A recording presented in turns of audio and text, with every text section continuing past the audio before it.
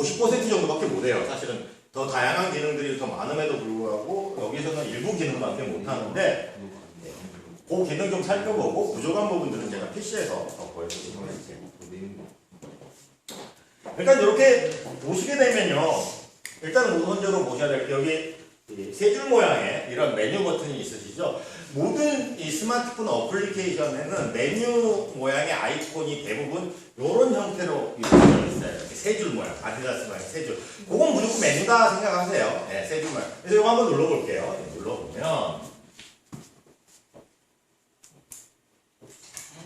눌러보면 이렇게 5가지의 메뉴가 나옵니다. 자, 첫 번째는 뭐 블로그홈이라고 해가지고 요것은 내 이웃들, 나하고 이웃을 맺고 있는 사람, 그러니까 서로 이웃이 아니고요. 내가 이웃을 맺은 사람 있죠. 그 사람들을 글을 전부 모아가지고 이렇게 보여주는 그 란이라고 보시면 될 것 같습니다. 첫 번째 란이 블로그홈이. 그 다음에 두 번째는 내가 이웃을 맺고 있는 사람들 있죠. 네, 그 사람들을 지우거나 뭐 할 수 있는 이웃 관리하는 영역이라고 보시면 될 것 같고. 세 번째는 말 그대로 포스팅하는 글쓰기란입니다. 글쓰기란. 네 번째가 내 블로그 홈이죠. 그 다음에 다섯 번째가 설정 뭐 이런 메뉴고요. 네. 자, 이웃 이렇게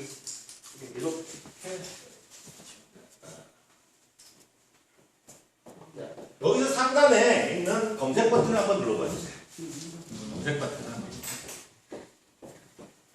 검색 버튼을 누르면 아까 우리 PC에 있는 것처럼 세 가지로 보여지네요. 검색이. 한 가지는 포스트, 하나는 블로그, 하나는 닉네임. 그러면 어떤 게 닉네임이고 어떤 게 블로그고 어떤 게 포스트예요? 라고 하실 수 있는데요. 포스트라고 하는 것은 말 그대로 우리가 글을 하나 올리셨는데 선생님이 거기에 있는 제목 또는 내용이 들어가 있는 내용, 그거에 검색을 할 때 포스트를 사용을 하고요. 또 한 가지는 내 블로그에 가서 보시게 되면 선생님 움직이지 마세요. 가서 보시게 되면 여기에 종우떼기라고 하는 이름이 있고 그 밑에 종우떼기 스마트파파라고 하는 이름이 있습니다. 네, 요 제 블로그인데요. 요 위에 있는 요거가 선생님들 닉네임이 되는 거고 요 밑에 이렇게 써 있는 게 선생님의 블로그 이름이 되는 거죠. 그러면 제가 저는 종우떼기라는 이름으로 검색을 하게 되면 아이디로 검색을 해도 나오고 블로그로 검색을 해도 두 개 다 나오겠네요. 그죠? 네.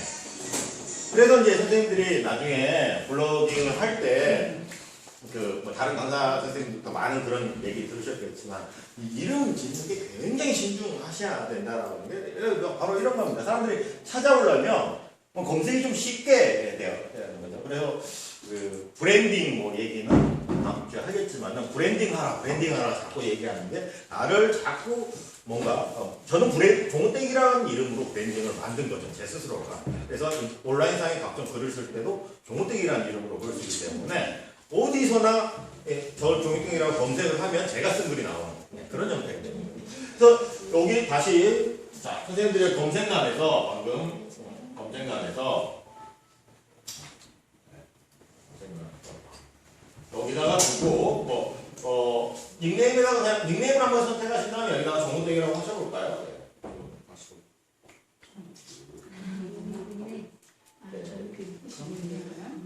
종우떼기가 이게 전남 아래 지방에 있는 종이 조각을 종우떼기로 부르는 방언이라고 하는 사투리라고 이렇게 사전에 보면 그렇게 나와요. 제 이름이 최종택이어서 좀 풀었으면 종우떼기 이렇게 해서 종우떼기 됐습니다. 이렇게 하고 나서 검색 버튼을 눌러보면 이렇게 나오는 거죠. 위에 있는 사람이 저기다.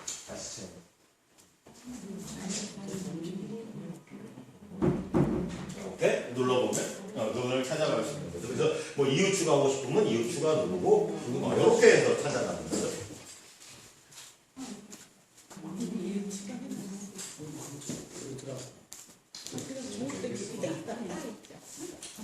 자, 일단 선생님들 좀 지금 찾으신 선생님들은요 그러면요 이웃 추가 버튼 눌러가지고 저하고 좀 이웃 좀 만들어 주세요. 제가 다 연결시켜 드릴게요. 네, 뭐 서로 이웃은 선생님이 누르면 혼자 이웃을 만들 수가 있고 서로 이웃은 제 승인이 있어야 되는 거 그건 알고 계시죠? 모든 SNS는 다 마찬가지예요. 모든 SNS는 페이스북도 그렇고 카카오 스토리도 그렇고 그냥 이렇게 내가 이웃 이렇게 상대방의 글을 받아보는 거 서로 이웃 되려면 상대방의 승인이 필요한 거 요건 구조가 다 똑같습니다. 자, 일단 좀 신청해 주시고요. 제가 선생님들이 이렇게 저한테 이웃 해가게 되거나 서로 이웃 하게 되시면 여기에가 이제 알림이 오겠습니다. 보시면 알림이 떴네요. 제가 한번 여기 어떤 사람이 이렇게 이렇게 갔더니 CRON 님이 서로 이웃을 신청했습니다. 나를 이웃 신청했습니다. 이웃 추가했습니다. 이렇게 뜹니다. 학교교육생 최정혜 선생님 그 다음에 이렇게 쭉 나오네요. 그렇게 했다는 걸 지금 알죠. 그래서 승인할 사람들은 이렇게 가서 수락하고 이렇게 하실 수가 있는 거고. 네, 이건 조금 이따가 제가 다 해드릴게요. 100번. 자, 지금 설명이 드리고자 하는 이 내용이 이제 핵심은 뭐냐면, 자, 선생님들은 블로그를 하고 옆에서 이미 이웃이 매겨져 있고, 그러니까 저 사람이 블로그를 하는지 안 하는데, 핵심이 뭐냐면, 선생님 블로그를 과연 제3자 모르는 사람이 찾아올 때 어떻게 찾아오냐라고 합니다. 그러면 이제 방법이 첫 번째가 선생님 블로그 주소를 아는 경우, 명함을 보고, 여기가 이 사람이 주소로구나 해가지고, 아까처럼 뭐뭐점 이렇게 찾아오는 경우. 그 다음에 두 번째가 이렇게 선생님의 닉네임이나 블로거나 이런 것들을 검색해가지고 지금 찾아오는 경우. 이제 이런 두 가지 케이스가 있는 거고. 이제 세 번째 케이스가 뭐냐면, 스마트폰에서도 마찬가지고, 제가 이제 PC에서 간단하게 한번 해볼게요. PC에서.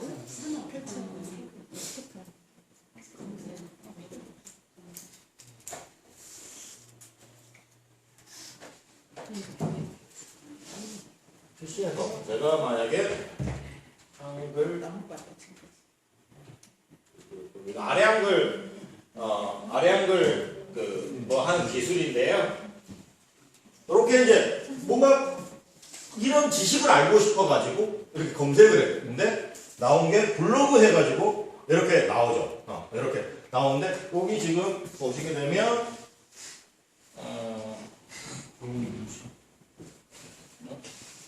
내가 많이 밀렸네.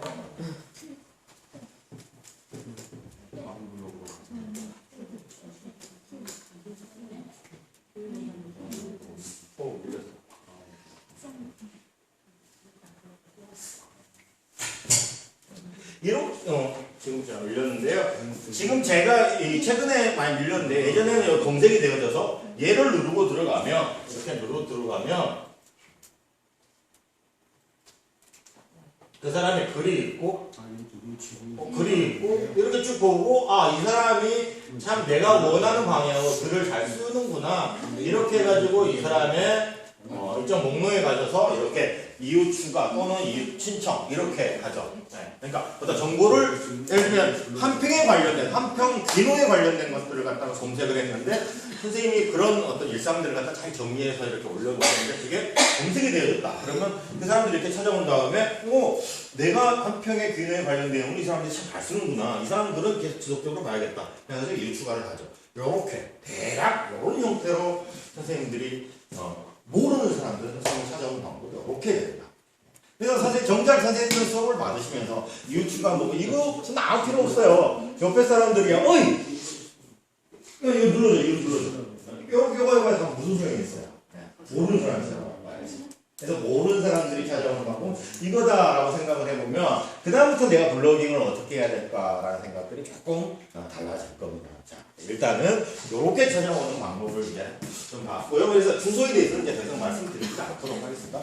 선생님은 그러니까 인터넷상에서 어떤 위치, 주소 찾아오는 방법에 대해서 말씀드렸습니다. 자, 이제 이렇게 놓고 기능들에 대해서 조금 살펴보도록 하겠습니다.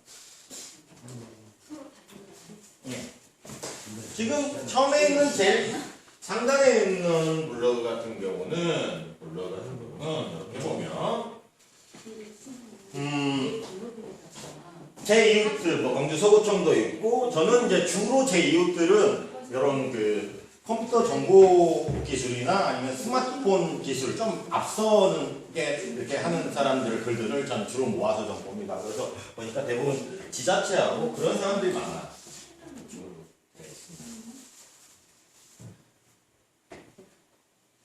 자, 여기에 뜨는 글들은 선생님이 이웃을 맺었던 사람들이 전부 다 뜨는 거예요. 그래서 여기서 볼 수가 있고요. 이렇게 볼 수가 있고, 요거에 대해서는 별도 이제 조금 이따 하나하나 들어가서 좀 말씀을 드릴게요. 지금 바로 볼까요? 예를 들면,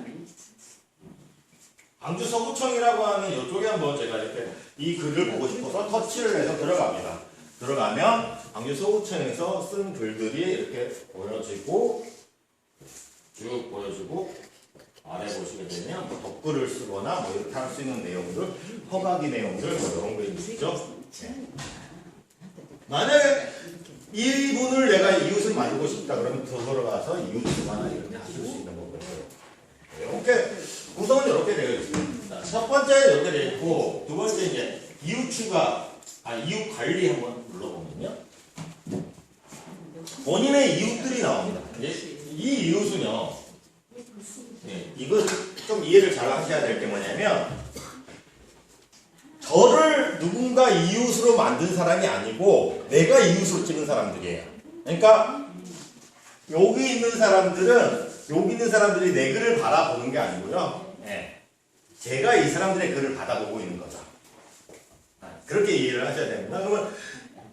그러면 나를 이웃으로 찍고 있는 사람들은 어떻게 알아요? 나를 이웃으로 찍고 있는 사람들. 예, 그것은 볼 수 있는 방법들이 또 있습니다.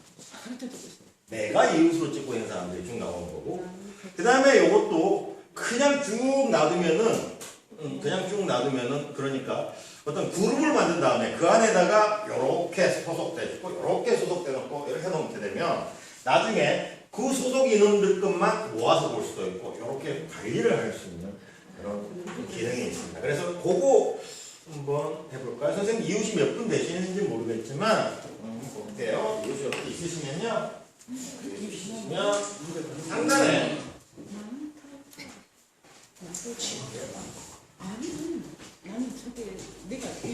요거부터 볼게요. 이웃이 있으시면 이웃까지 가셔가지고 요거부터 볼게요. 이웃 하나를 클릭해보세요. 옆에 있는 점 3개 오른쪽에 있는 점 3개 있으시죠? 요거 한번 클릭해보세요. 오른쪽에 있는 점 3개 여기 보면 밑에 뭐 조금 더 나오죠? 이렇게 나오죠.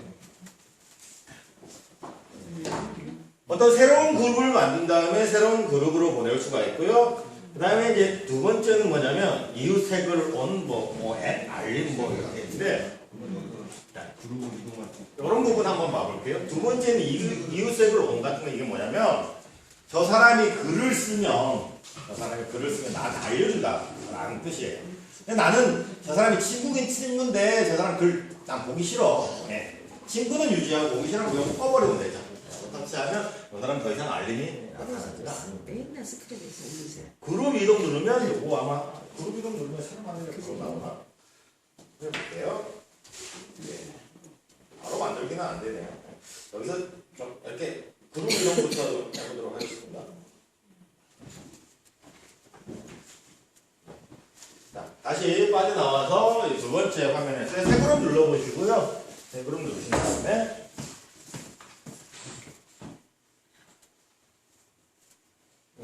이름 넣어주세요. 만약에 뭐 강선홍 친구들 아니면 뭐 이렇게 해볼 수가 있겠죠? 한번 해봅시다. 저는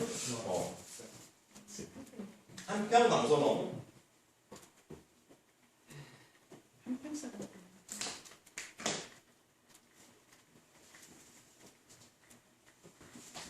한평 강선홍 2015년이라고 이렇게 만들고 상단에 체크 버튼 눌러서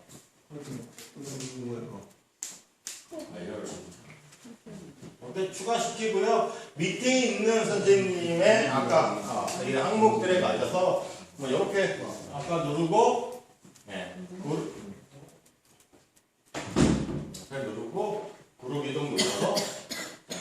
보시면 아마 나올 거예요. 그러면 여기다가 선택해 주시면 그 그룹별로 이렇게 보실 수 있어요.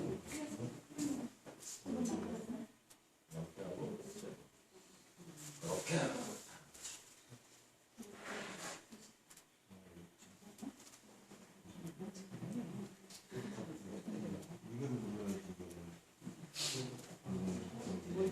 진짜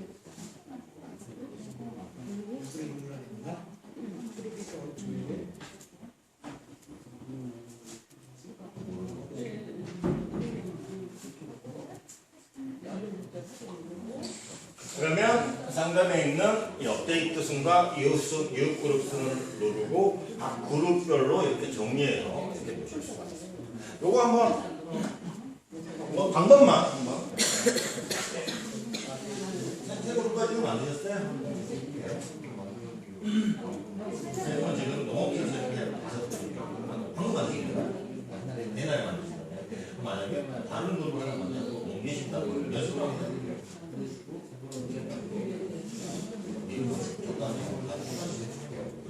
뭐 고객이라고 하면서 고객이라고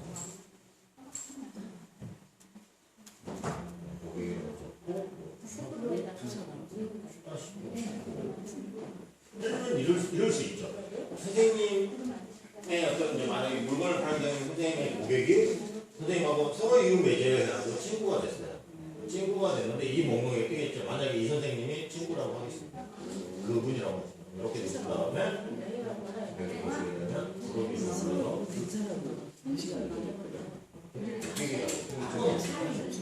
이렇게 해서 요게 이제 처음부터 정리해 나갈지 나중에 누가 누군지 몰라 정리 못해요. 그래서 한 사람 이웃이 추가될 때마다 그때 이렇게 정리를 해 놓으셔야지만 나중에 일괄적으로 이 사람들 글만 모아둔다든가 이런 형태를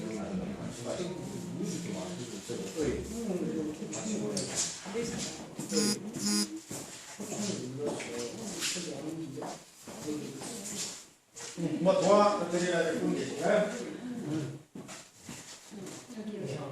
네, 선생님 지금 설정했어요.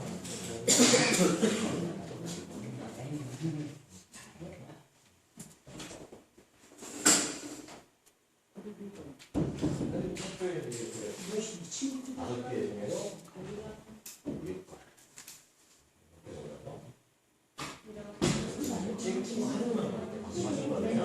지금 여러 개 있으면 세 번을 눌러가지고 그룹별로 친구를 추가하는 발열 미신이죠. 만약에 저를 강성이랑 하는 거 넣어봐라. 넣은 다음에 저를 추가하는 누구를 한번 만들어주세요. 여기다 넣고 있습니다. 운동 아니시라고.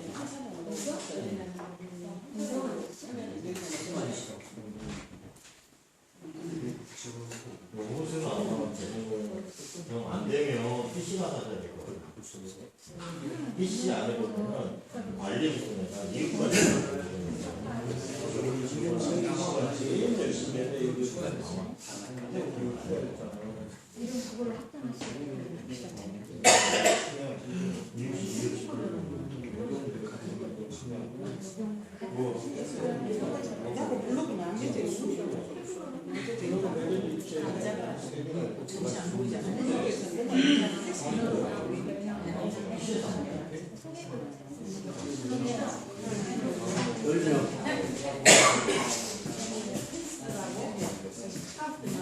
간략하게 전부 좀 살펴보고 그 다음에 좀 맞으도록 할게요.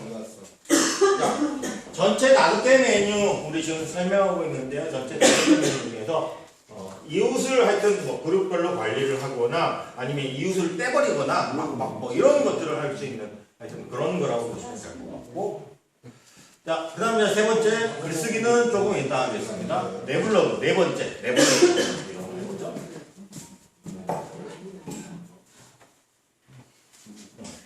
네블러그 하면 내가 이렇게 쓴 글이 이제 밑에 쭉 보여집니다. 그래요? 뭐냐면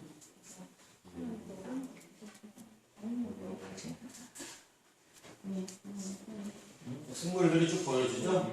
내가 쓴 글들, 선생님들이 쓴 글들이 좀 보여줄 거예요. 일단 눈에 이렇게 딱 띄면 눈에 띄는 게 그 사람이 홈에 가게 되면은 이게 보이는 게 이 사람의 이제 그 아이디, 그러니까 닉네임, 그다음에 여기를 나타내는 이름, 그다음에 배경화면 이런 것들이 얼른 눈에 띄네요, 그죠? 자, 눈여겨 보셔야 될 부분들이 이제 좀 이건데요. 자, 선생님들이 PC에서 보시게 되면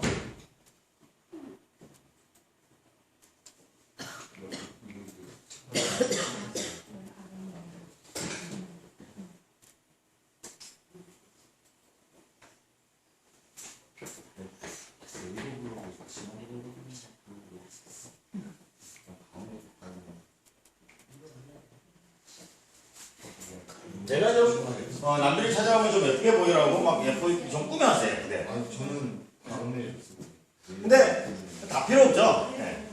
예쁘게 꾸며놓으면 뭐예요? 만들어야죠. PC로 보는 사람이 없는데 요즘은 블로그를 다 모바일로 봅니다.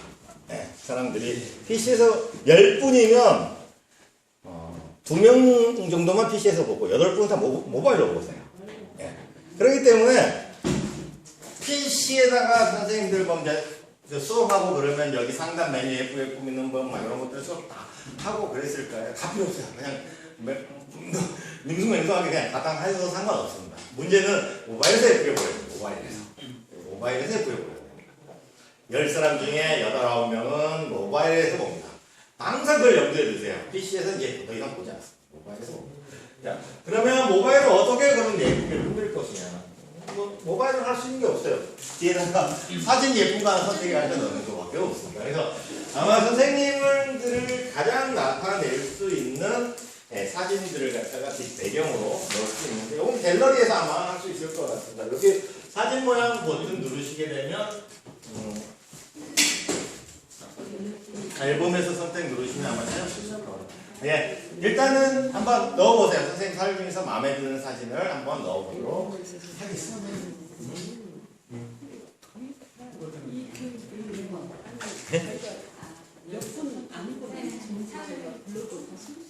예.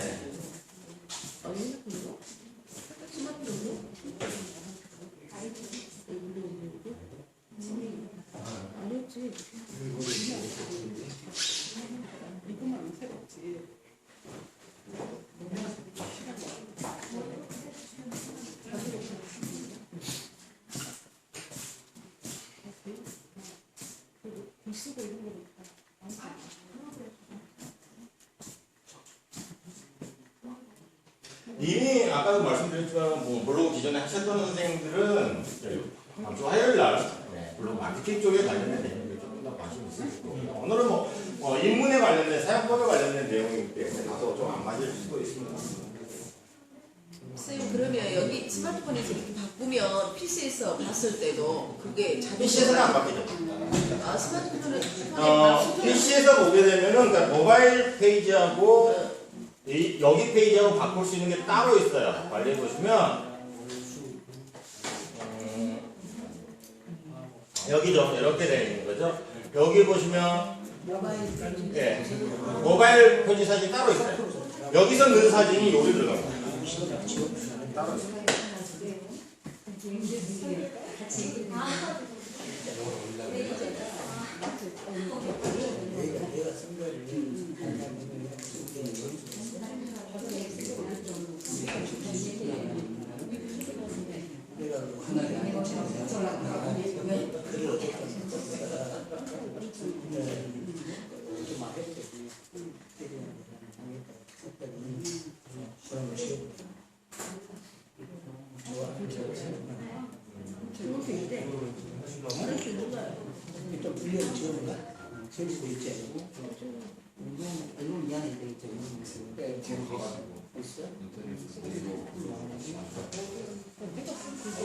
좀 더 이어서 계속 또 볼게요.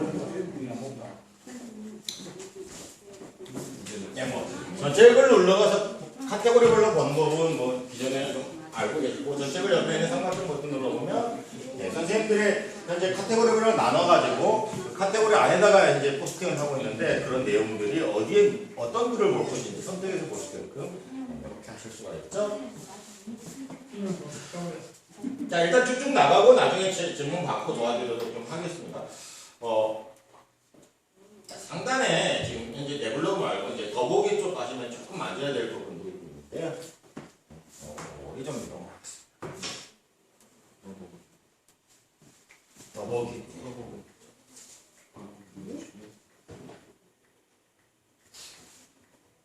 자, 사진 클릭해 보시면 위에 있는 거 이렇게 터치해 보시면 이렇게 이동이 아마 될 겁니다. 아마 선생님들 그 블로그 관리 페이지에 제일 첫 번째 나오는 항목들 그게 나오죠. 네, 아까 나옵니다.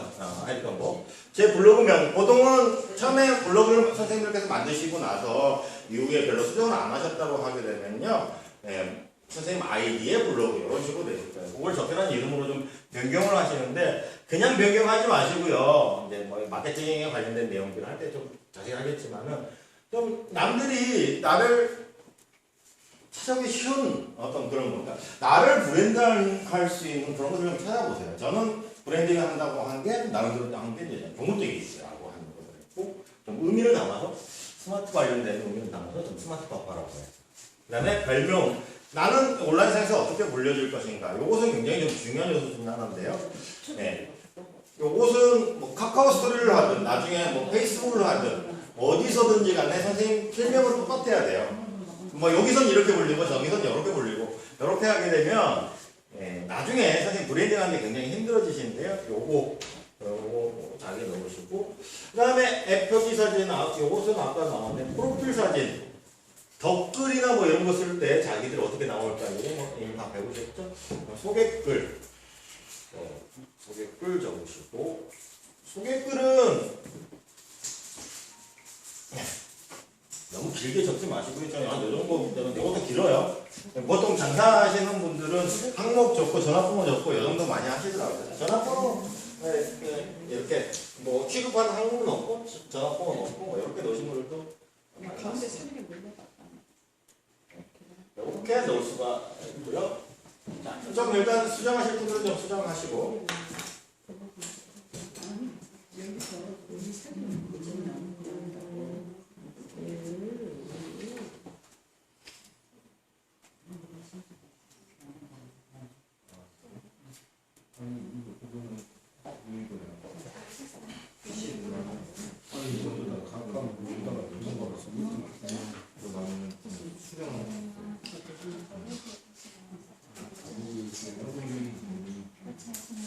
자, 만약에 내가 스마트폰이 옆에 없어. 나는 스마트폰 지금 안 가지고 왔는데 옆에 사람이 지금 폰이 있는데 내 블로그로 뭔가 온 거예요. 뭐 신청이 왔다거나 비밀글이 왔다든가 뭐 이렇게 예를 들면 상품이 신청이 된 거죠. 그걸 좀 확인하고 싶고 근데 상대방으로 얼른 로그인을 해야 될 거 아니에요. 그래서 뭐 로그인할 때는 여기 누르고 들어와서 로그인 정보 보면은 뭐 로그인 좀 바꿀 수 있는 내용들이 있습니다. 들어와서 로그아웃 시킨 다음에 여기서 좀 다시 선생님의 아이디를 넣고 들어가게 되면 여기 회사랑 폰 가지고도 선생님 블로그로 가면 이동을 하실 수가 있어요.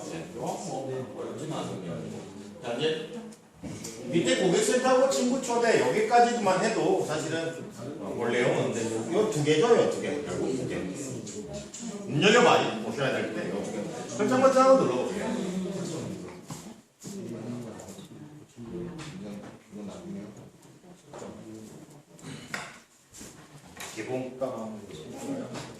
기본값은 PC에서 잘 세팅해 놓으셨으면 건들 필요가 없는데 기본적으로 내가 글쓰기를 눌렀을 때 어디 카테고리에 써줄 건지 공개 설정 어떻게 해놓을 건지 뭐 여기는 이웃만으로 돼 있으신 분들도 있을 거고 그러는데 공개 쭉쭉쭉 한번 봐보시고 요거 한번 봐볼게요. 요거 역딩글하고 요거 한번 설명을 드릴게요. 역딩글 기능에 대해서 나는 확실히 알고 있다 하시는 분 알고 있죠? 자, 역딩글이라는 게 뭐냐면요. 선생님 블로그들 중에서도 어떤 포스트는 여러 사람이 와가지고 본 글이 있는 반면에 어떤 글은 또 안 보시는 선생님들도 있어요. 그러면 만약에 어떤 포스트가 뭐 오늘의 뭐 이게 떠가지고 갑자기 오늘 한 8,000명이 들어왔다. 그래서 많이 봤다. 이건 이제 사람들이 많이 볼 가능성이 높은 거죠. 5,000원. 자, 요 글에다가 선생님이 새로 쓴 포스트를 갖다가 엮인 글로 해놓게 되면요. 요 선생님 그 잘 쓰여진 글을 쭉 읽고 나가면 제일 밑에 다음 항목 해가지고 이렇게 뜹니다. 그러면 사람들이 이 글을 읽다고 오, 이 사람이 이런 글도 썼네 하고 그걸 누를 가능성이 굉장히 높죠. 근데 요게 재밌는 게 말이에요. 요게 자기 포스트만 해당이 되는 게 아니라 남의 것도 된다라고 하는 겁니다. 만약에 제가 쓴 포스트가 한 10만 명이 봤어요. 매일 이게 와서 10만 명이 보는 글이야. 그러면 선생님이 살짝 와가지고 제 포스트를 찾아온 다음에 엮인 글 쓰기 해가지고 쓰잖아요. 제 글 밑에 선생님이 쓴 포스트가 쭉쭉쭉 나온다, 리스트. 그러면 오, 이 사람이 썼나 하고 자기도 모르게 사람들이 누르면서 그쪽으로 가지. 이게 마케팅 홍보할 때 가끔 편법으로 많이 쓰는 수법 중에 하나인데 그걸 허용할 거냐 말 거냐라는 그 내용이에요. 엮인 글이. 저기요, 사진 크기 설정해서요. 예? 사진 크기 설정해서 네. 예전에는 저희가 이제 저기 50장까지 이렇게 기준 블로그 이렇게 돼 있었잖아요. 예. 근데 사진 크기 설정을 크게 또 잡아버리니까 예. 한 20장밖에 안 되더라고요. 근데 그렇게 많이 늦어지는 경우가 있나? 아니 그러니까 저희들이 이제 막 그 사진 크기 설정을 그러면은 작게 해줘야 되나요? 지금 현재 몇 어차피 요건 좀 내려가서 방금 그때 설명을 좀 드리도록 하겠습니다. 어차피 질문이나 이것은 다 지금 현재 개인들의 어떤 그 궁금증이 틀리니까요. 예, 좀 일단 전반적으로 설명이 다 끝난 다음에 좀 도와드리도록 하겠습니다. 요런 기능이 있고, 그다음 블로그 카페 보내기, 이제 요게 보통은 본문 허용 또는 이렇게 되어 있을 거예요. 링크 허용, 뭐 비허용 이렇게 되어 있는 거예요. 그러니까 상대방이 내가 글이 좋아가지고 스크랩을 해갔을 때 본문 허용 그러면은 안에 있는 텍스트까지 뭔가 다 훔쳐간다는 얘기죠. 그러니까 어떻게 보면 나쁜 거네요. 나쁜 건데 훔쳐가가지고 내 사진이 나쁘고 훔쳐가가지고 나한테 잘못된 부분은 뭐지? 라고 생각하면 그다지 또 없는 것도 같아요. 예. 그래서 요것을 저는 본문 허용을 해놨는데요. 우리나라에서 블로그에 좀 파워블로거다 하는 사람들은 전부 저렇게 돼 있어요. 본문 허용이 돼 있습니다. 왜냐면 상대방이 스크랩을 해갔을 때요. 스크랩을 해갔을 때 이제 블로그는 나중에 선생님들 이제 블로그 선생님들한테 들어보면 블로그 지수라고 해가지고요. 선생님들 블로그 활동을 하게 되면은 선생님들 블로그 점수가 올라가서 이게 나중에 선생님 노출이 되어지거나 검색에 노출이 되어지거나 이럴 때 굉장히 도움을 많이 받는데 그중에 굉장히 점수를 높게 받는 부분들이 이 부분인데요. 링크만 갖고 가는 점수가 거의 없어요. 거의 없는데 상대방의 선생님들을 스크랩에 갔을 때 이렇게 본문을 이렇게 허용해서 가져가게 되는 경우 이렇게 가져가는 경우는 어마어마하게 점수를 높게 받습니다. 그러면은 검색이 되어졌을 때 내게 노출이 안 되고 그 사람께 노출이 되면 어떻게 해요? 나 손해잖아요. 라고 할 수 있는데요. 절대 원본 사람이 검색이 되듯이 카페에 간 사람은 검색이 안 되어져요. 이 부분은 한번 고민해보세요. 내가 뭐 허용해도 괜찮겠다 싶은 부분들은 허용하셔도 될 것 같고 다른 부분들은 뭐 크게 문제는 없었잖아. 첨부 이미지에 있어서 한번 말씀드릴게요.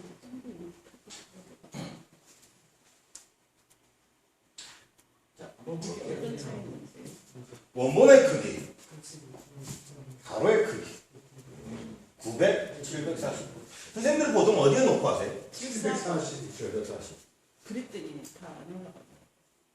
550. 예전에 더 적게 잡았을 때는 50장 올릴 수 있었거든요. 예. 근데 740으로 옮기라고 그래가지고 옮긴 다음부터는 이제 실제 사진이 한 20 몇 장에서 안 올려지더라고요. 저는 그렇게 많이 올려본 적이 없어가지고 그게 어떻게 더 올릴 수 있는 방법은 없냐에 대해서는 제가 한번 해보고 말씀을 드려야 될 것 같고 요거에 대해서 좀 설명을 잠깐 좀 드리도록 하겠습니다.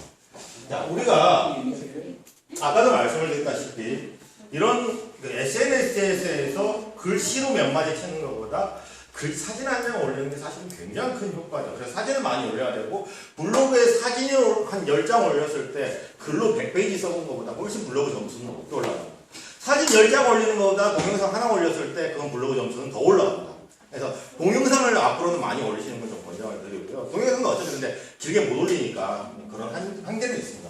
근데 제가 설명을 좀 드릴 내용이 예전에는 이런 사실이 좀 중요했어요. 예를 들면 550으로 올리게 되면 PC에서 보게 되면요. 요즘 모니터들, PC 모니터를 해상도가 좋아져가지고 굉장히 작게 보입니다. 작게 보이고 내일 제가 이제 좀 소개해드릴 내용 중에 하나긴 한데 900 하게 되면 조금 크게 보여요. 하면 좀 그래서 보통은 PC에서 쓰실 때는 740이나 900을 쓰는 게 맞습니다. 네. 근데 아까 설명드린 것처럼 이제는 모바일에서 대부분 본다는 얘기고 모바일에서는 사진이 클 필요가 없어요. 550이 480만 작아도요 굉장히 잘 보이세요. 480만 작아도. 그래서 어떻게 보면 선생님들 큰 비전의 사진들을 갖다가 선생님들 지금 카메라로 찍은 사진이 요 크기로 따지면 얼마쯤 되는지 아세요? 선생님들 카메라로 찍은 사진이 4천 정도 돼요. 4천. 얼마나 큰 사진이에요? 네. 올라갈 때 사실은 작게 잘라가지고 올라가는 거죠. 줄여가지고 크기를. 만약 무제한으로 이렇게 사진을 갖다 어마어마하게 올릴 수 있다라고 하게 된다라고 한다면 많은 사람들이 그렇게 한다고 네이버 서버는 부하가 걸려가지고 어마어마하게 안 되겠죠. 그래서 뭔가 말씀대로 저는 몰랐어요. 근데 이렇게 분명히 사용 한계를 둔 것 같고 그런다고 본다 그러면 큰 사진을 올리게 되면 아무래도 전체적인 한계에 봉착해서 장수가 줄어들 수밖에. 상대적으로 작은 사이즈를 올린다는 말. 그러면 모바일에서 어느 정도가 최적이냐? 제가 봤을 때는 이 두 개 정도 선택하시면 돼요. 480이나 550. 네. 550은 PC에서 봐서도 어느 정도 보이긴 한데요. 이제는 자 이런 말씀을 좀 드리고 싶어요. 선생님들이 이런 콘텐츠 제작할 때요. 10사람 중에서 1명, 2명을 위해서 제작하실 필요는 없잖아요. 네. 대다수 8명, 9명을 위해서 하시는 게 맞죠. 네. 그래서 이 중에 고생하시면 아니고요. 그냥 모든 걸 그냥 앞으로는 모든 걸 그냥 모바일에 맞춰서 그냥 진행을 하세요. 모바일에. 컴퓨터는 잊어버리세요. 모바일에 맞춰서 진행을 하세요. 한 요 정도 사이즈로 오시는 게 제가 생각했을 때 이렇게 해. 그래서 740 베이스인 분들은 모바일 여기서 올리실 때는 550이나 480. 사진 위치 뭐 정보 활용 같은 경우는 넣어 두셔도 되고 안 넣어 두셔도 굳이 상관없어요. 안 넣어도 사진에가 이거 어디에서 찍은 사진이다라고 GPS 정보가 들어가는 그런 거예요. 빼셔도 될 것 같아요. 글쎄 기록값 설정이 이렇게 되어 있고요. 뭐 처음에 설치하시는 선생님들은 블로그 시 질문 배달이라고요. 대부분 초보자들 블로그 재미 붙이기 하기 위해서 막 질문 보내주고 거기 답변하고 이런 메뉴입니다. 이건 다 체크 해제해 주시는 게 다 맞겠죠? 해제. 자, 그 다음에 이제 우리 PC에서 작업하실 때 카테고리 추가, 수정, 삭제하셨던 분들 PC에서뿐만 아니라 여기서 하실 수가 있네요. 불러보면 카테고리를 추가적으로 또 만들거나 이렇게 하실 수가 있습니다. 수정, 삭제, 수정 한번 눌러볼까요? 이렇게 좀 하실 수 있거든요.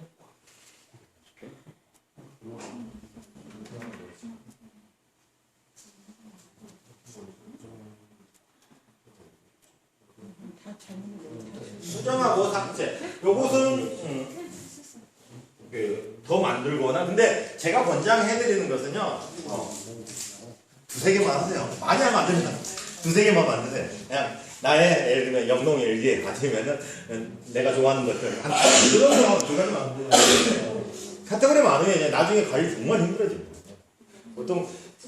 보통 이렇게 어떤 사람들 가보면 카테고리 10개, 20개 되는 사람들이 있는데 이 사람들 결국 나중에 자기가 정말 이제 파워블로거로서 좀 성장하게 되면 두세 개를 다 쓰거든요. 두세 개만 하시고요. 그다음에 이제 알림.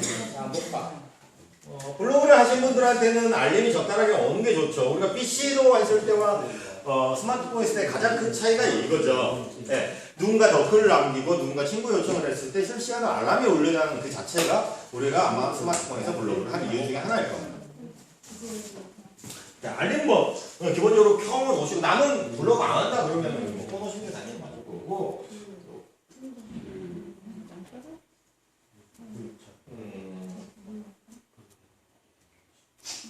쭉 밑에 내려가 보면 이런 건 좀 해놓죠. 네. 블로깅을 뭐 열심히 하시는 선생님들 같은 경우는 밤새 올려다니는 사람도 있어요. 이렇게 하면 11시부터 몇 시까지는 올리지 않게끔 이렇게 하는 기능이 여기에 있는 모든 SNS에는 다 요 기능이 있어요. 기능이라 해가지고 페이스북이나 뭐 카카오 스토리 이런 데 다 하고 저하고 다 이런 기능이 다 따로 있어요.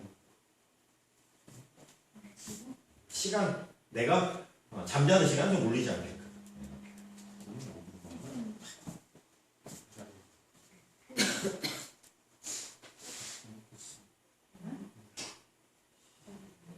이렇게 설정이 되어 있고요. 그다음에 이제 통계. 네, 통계 한번 보면 통계는 되게 간단해요. 사실 PC에 가서 선생님들 통계를 보셔야 되는데 이것은 누가 얼마만큼 와서 보나. 요건 굉장히 중요한 게 그냥 일상생활을 하시는 분들은 뭐 상관없지만은 이걸 마케팅에 활용하시는 분들은 굉장히 좀 중요한 내용들이기 때문에 좀 보셔야 돼요. 세 가지로 볼 수가 있어요. 오늘따라 지금 안 되더라고요.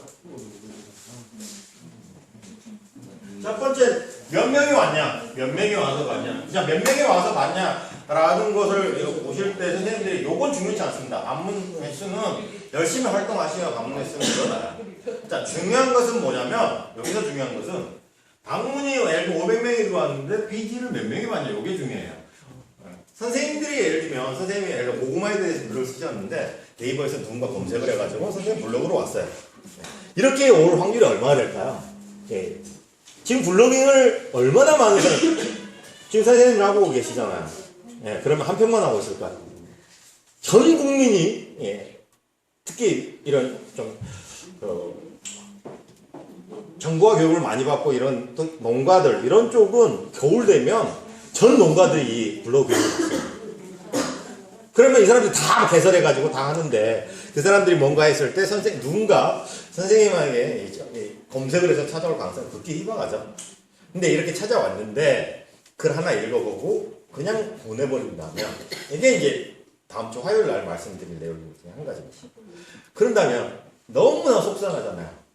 이 사람을 가둬놔야죠. 한번 왔으니까 내 다른 글을 보게 만들고 이렇게 그게 요 지수죠. 500명이 와서 700명이 700페이지를 보고 왔다. 그러면은 적어도 1.4페이지를 보고 간 거네요. 이 사람들이. 이게 좋은 블로그냐 아니냐를 평가하는 이제 그게 될 겁니다. 그래서 나중에 선생님들은 요것도 중요하지만은 요 사람 대비 몇 페이지를 봤냐 요게 굉장히 중요한 요소라고 하는 거. 요거 좀 기억을 해주시고 날짜 조절해가면서 쭉 보실 수 있고요. 그 옆에 프로테이지는 뭐예요? 예? 옆에 프로테이지. 요것은 전날 대비 감소했냐 늘어났냐. 예를 들면 제가 15일인데 제가 방문 횟수가 마이너스 4%잖아요. 전날 한번 제가 봐보면 615명이었는데 자, 두 번째, 자, 요거이 제일 중요합니다. 세 개 중에 보면 요거이 제일 중요합니다. 검색이에요. 사람들이 나를 도대체 네이버에서 뭐라고 검색했길래 나를 찾아왔는가? 이 500명이라고 하는 사람들이. 그걸 보는 거죠. 얼마나 중요하겠어요. 결국 선생님들이 블로그를 쓸 때, 뭔가 의식하시면서 쓸 거예요. 내가 이런 글을 쓰면 사람들이 이렇게 검색을 하면 이게 올 거다. 자, 뭐라고 썼는데? 저는 아까 한글 2007 PDF 변환이라고 한 사람들로 이렇게 검색을 사람들이 제 총 검색량 중에서 21%를 차지하는 거예요. 이렇게 검색하면 제게 노출이 되고 사람들이 그걸 눌러서 왔다는 얘기예요. 두 번째, 크롬 원격 데스크탑이라고 이것은 뭐냐면 스마트폰으로 PC 이렇게 원격 제어하고 그 화면 보고 막 그런 거예요. 네. 요거에 관심 있는 사람들이 요걸로 검색을 했더니 제게 포스트가 노출이 되어 있어서 요걸 눌러서 왔다는 거예요. 그러니까 사람들이 내 블로그를 뭘 보고 지금 찾아오는지를 볼 수 있는 아주 중요한 데이터가 되는 거죠. 네. 요 데이터들은 사실 PC에 가보면은 날짜별로, 요일별로, 기간별로 다 어마어마하게 자세히 나왔습니다. 네. 그것은 아마 블로그 수업하실 때 하셨을 거예요. 네. 요게 있고, 그 다음에 쭉 한번 보시면 10개까지만 나올 겁니다. 10개까지 나옵니다. 그 다음에 세 번째, 요것도 이제 날짜를 검색해 볼 수 있고, 세 번째는 조회수 나오는데, 내가 이제 포스팅을 했어요. 포스팅을 했는데, 어제 하루 동안 사람들이 내가 포스팅한 내용 중에서 읽어본 거죠. 자, 저는 아량글 PDF 문서로 변환하기라고 하는 것을 이것을 사람들이 제일 많이 봤네요. 41명이 봤고, 그 다음에 원격 제어 컴퓨터가 되는 건 40명이 봤고, 이런 식으로 내 글을 어떤 사람이 많이 봤는지 이렇게 다 되는 거죠. 그래서 요거를 안다라고 하는 것은 요걸 안다라고 하는 사람들이 이런 걸 좋아하는구나, 이런 걸 검색하는구나 라고 스스로가 알 수 있는 거예요. 그래서 다음에 글 쓰는 방향들을 요걸 비춰봐서 할 수 있는 거. 요 내용들은요, PC에 가면 어마어마하게 자세하게 나와요. 예. 그래서 아까 그 엮인 글이라고 하는 거 제가 잠깐 소개를 해드렸는데, 사람들이 자주 와서 보는 글도 있죠. 자주 와서 보는 글. 이런 글들에다가 엮인 글로 묶어가지고 글을 노출을 시키게 되거나, 요 글에다가 예를 들면 PDF 문서, 예를 들면 요게 제가 고구마를 소개하는 만약에 글이었다고 가정을 하고, 내가 이번에 호박을 소개하고 싶어요. 그럼 이 글은 굉장히 사람들이 많이 보잖아요. 근데 요 안에다가 호박 소개를 하는 난을 갖다 이렇게 연결시켜 놓게 되면 사람들이 요 페이지는 굉장히 많이 보니까 호박으로 넘어갈 가능성이 굉장히 많다는 얘기예요. 그래서 사람들이 내가 쓴 글 중에서 요걸 제일 많이 보고 있구나 라는 걸 판단할 수 있는 게 생깁니다. 자, 요렇게 해서 일단 뭐 전체적으로 한 간략하게 이렇게 한번 5개의 메뉴를 살펴봤습니다. 자, 보통은 저기서 지금 네이버 블로그라고 하는 어플리케이션에서 들어오시게 되면 5개 메뉴가 나오는데요. 선생님들이 인터넷이나 아니면 네이버 여기서 치고 들어가면 여기 안 보일 건데 이렇게 안 보이고 4개 메뉴밖에 없습니다. 설정하고 뭐 통계 보고 이런 메뉴가 저거 안 나와요. 그래서 요 화면 보시려면요, 네이버 블로그라고 하는 어플 방금 설치하신 요걸로 통일해서 여기서 볼 수 있도록 하고요. 그러니까 내가 블로그를 본다 그러면 네이버 눌러가지고 이렇게 들어오지 마시고 그냥 무조건 요거 눌러서 들어올 수 있도록 하겠습니다. 전체적으로 한번 봤습니다. 안 본 게 글쓰기 하나입니다. 글쓰기는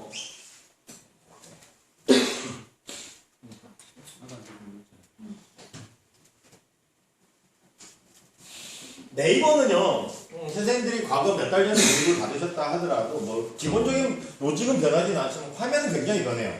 네이버가 작년 여름부터 시작해가지고 약 1년 안 된 시간에 어마어마하게 네이버 블로그 같은 경우도 한 2-3번 정도 바뀌었어요. 화면이 몇 번에 걸쳐서 바뀌었어요. 사진 입력하는 거 같은 경우 옛날에는 요거 눌러보게 되면 사진 입력하는 게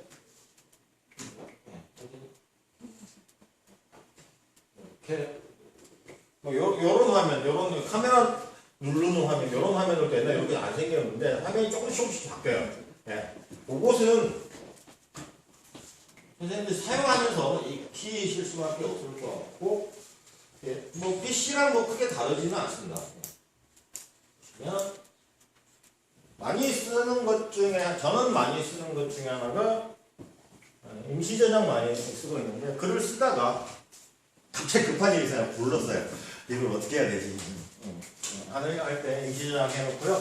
또 생각이 뭔가 포스팅을 하는데 생각이 날 듯 말 듯해. 몇 자 적어놓고 임시 저장을 이렇게 많이 해놓습니다. 임시 저장은 계속 쌓이니까요. 계속 쌓입니다. 계속 쌓이니까 나중에 꺼내서 보기 되게 편리하시고요. 그 다음에 여기 그 시간 예약인가요? 예약?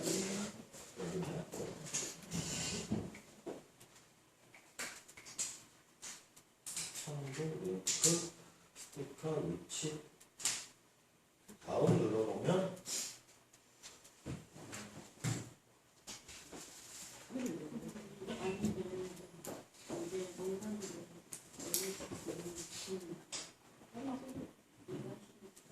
블로그에는 예약 기능이 여기 그 스마트폰 앱에는 예약 기능이 없네요. 없대요.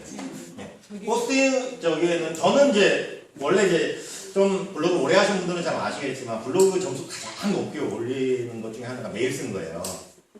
매일 정해진 시간에 똑같은 시간에 한 편씩 올리게 되면 제일 빨리 점수가 올라가거든요. 그래서 사실은 저 같은 경우 토요일 날 평일 날은 바쁘니까 토요일 일요일 7편 써놓고 매달 아침 8시에 이제 글이 올라가고 예약을 다 해놓습니다. 그게 이제 예약글인데요. 그게 PC에서는 그 포스팅을 쓰고 밑에다가 예약 기능, 날짜를 정하는 기능들이 다 있어요. 그렇게 하는 경우가 있는데 선생님들은 꼭 굳이 그 정도까지 하실 필요는 없을 것 같습니다. 제목 쓰고 옛날에는 글 쓰고 포스팅하고 이랬는데 지금 거꾸로 글 쓴 다음에 제목을 나중에 넣게끔 좀 바뀌었네요. 그래서 등록 누르면 올라갑니다. 혹시 지금 네이버 블로그를 스마트폰에서 처음 접하시는 선생님은 한번 글을 한번 써보세요. 지금 저 친구 만든 선생님 다 친구 등록 좀 할게요.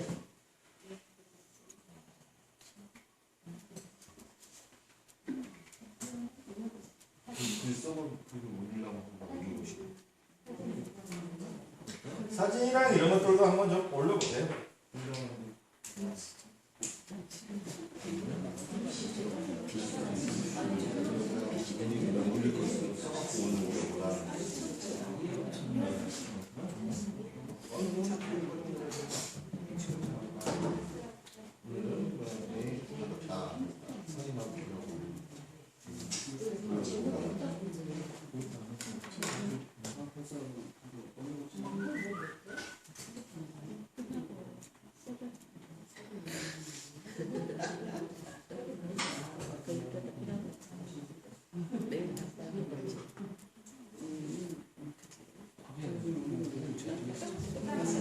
진짜 나도 꽂잖아. 옛날 꽂잖아. 꽂잖아. 이거 보시고 이렇게 쓰면 우리 카페에서는 여기 앞에 이거로 말하거든. 그럼 내가 이제 생일 올리고 싶어. 나중에 나올 때. 근데 요 여기 나올 때.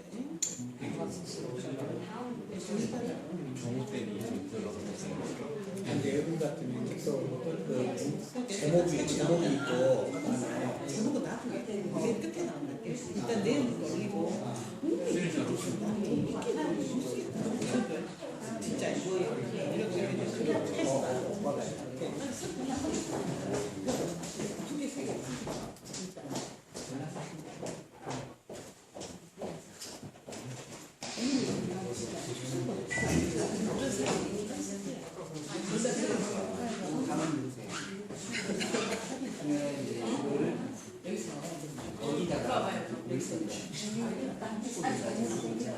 너무 짜증나다.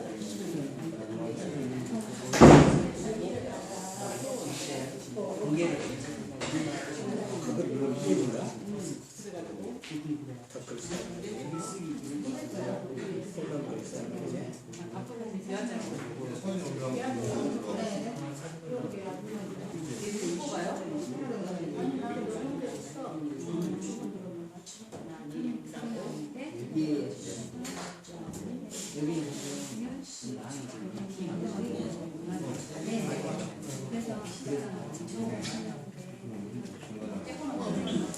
맞아요. 적화가 좀 떨어져.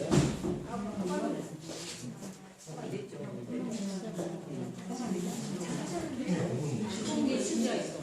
우리가 누구 하다가 아까 입시주다 입시주다 한 입시주다 있어. 그런데 내가 이제 다음에 또 다른 일 하다가 근데 이걸 들어오고 싶어가지고 입시주다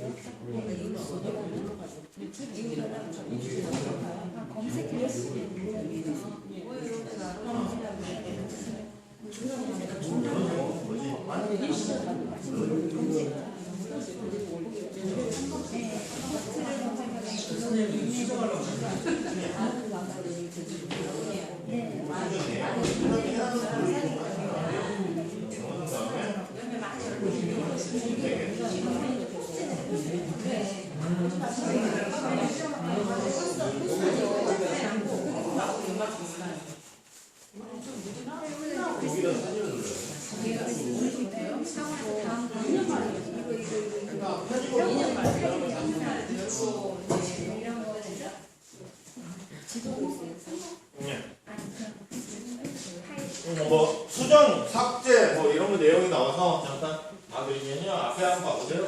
제가 뭐 이런 앞에 있는 이런 내용을 지금 삭제를 한다라고 가정을 했을 때 먼저 그냥 쓴 글을 선택을 하나 하시고요. 선택을 하나 하시고 선택을 하신 다음에 선택을 하면 글이 나오고요. 여기는 이 점색의 버튼이 있어요. 요거 눌러보시게 되면 요 포스트에서 선생님들이 할 수 있는 몇 가지 형식이 있죠. 이렇게 공유하기, 교환을 해서 수정하기, 삭제하기인데요. 여기서 수정하기 눌러주시게 되면 다시 글 편집 모드로 바로 넘어가기 때문에 하시면 되고요. 대신에 뭐 많이 수업 받으셔서 아시겠지만 네이버는요 다른 SNS하고 약간 차이가 있어서요. 네이버는 글을 써놓고 수정한다라고 하는 것은 네이버에서 별로 좋아하지 않습니다. 네, 그래서 블로그 점수를 많이 깎아먹어요. 선생님들 블로그 점수. 그래서 제가 이제 권장을 해드리는 것은 수정은 안 할 수는 없잖아요. 글을 잘못 올리거나 다른 내용으로 내가 원하는 카테고리 안 올라왔거나 사진이 거꾸로 들어가 버렸다든지 뭐 이런 것들은 다 수정을 해야 되잖아. 그래서 제가 하는 것은 권장해 드리는 것은 1시간 이내에 이렇게 수정하시는 것은 전혀 지장 없어요. 전혀 지장 없으니까 1시간 이내에 이렇게 수정하고 그 다음에 일부 좀 수정한 것은 한 6시간 이렇게 지나도요. 뭐 큰 문제는 없어요. 뭐 철자 틀린 것을 바꾸거나 근데 문맥을 완전 바꿔버리거나 제목을 통째로 바꿔버리거나 이런 것들은 분명히 선생님들 블로그 점수에 이해가 분명히 상당히 노출이 됐었는데 안 보인다. 뭐 이런 것들은 분명히 그런 수정을 한번 해서 그런 것들 수정할 때는 꼭 그런 염두를 좀 두세요.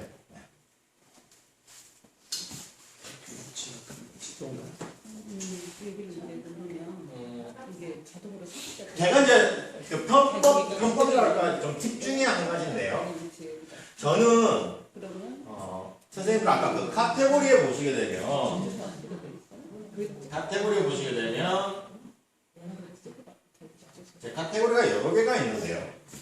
그러니까 예를 들면 선생님 같은 경우는 뭐 나의 엉덩이를 뭐 이렇게 몇 가지가 있을 수 있는데 저는 그 중에 하나 두 가지 정도가 이런 게 보면 이 카테고리가 있는데 비공개로 해놨어요. 비공개로 했다는 얘기는 뭐냐면 저만 보는 거예요. 저만. 그러니까 예를 들면 노출이 안 되고 나만의 뭐 일기장으로 쓸 수도 있는 거고 그 다음에 저는 이걸 언제 제일 많이 쓰냐면요. 잘 들어보세요. 언제 제일 많이 쓰냐면 내가 이걸 써가지고 어떻게 상대방이 보여줄지 모르잖아요. 한번 써보는 거야. 비공개에다가. 그러면 아무도 못 보잖아. 그래서 내가 이거 쓰고 있다가 이거 보고 이렇게 잘 나왔네 라고 하게 되면은 요거에 가가지고 카테고리를 공개인 카테고리로 옮겨버립니다.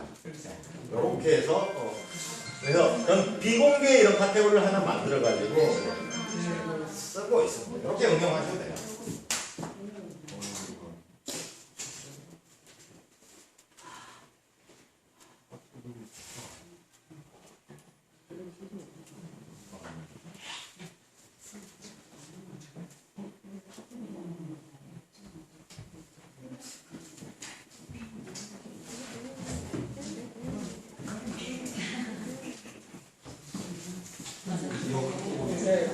예.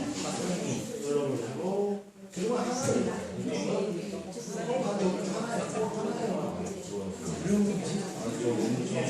근데 이제 만약에 요거를 다른 일로 상대방이 여기 왔을 때는 지금 이제 카테고리가 피싱 보면 무슨 영역에 무슨 줄 무슨 영역에 무슨 줄을 선생님 시간이나 영역을 여기 영역을 바꾸는 거예요. 그다음에 이름을 바꿨어요. 어떤 제목의 글을 써야겠다. 너무 예를 바꿨다. 너무 예를 바꿨다. 어떤 주제에 맞춰서 해당하는 영역을 이제 수준이 얼마나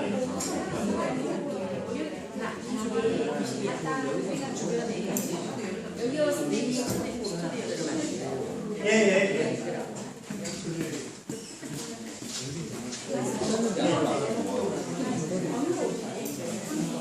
완료는 안 했었지. 설정으로 이동하면서 뭔가 수정하거나 추가하거나 만드실 때 여기서 되게 많이 만들어요. 제작을 했다 그러지?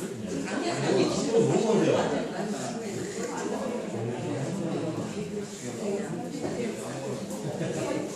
네, 일단 만약에 여기 지금 카테고리 요거 하나 안 들어가 있는데 요거를 만약에 요 카테고리를 전체적으로 그렇게 하면은 이렇게 있잖아요. 수정이 되었잖아요. 그러면 내가 요게 비용이 나은 거 아니에요?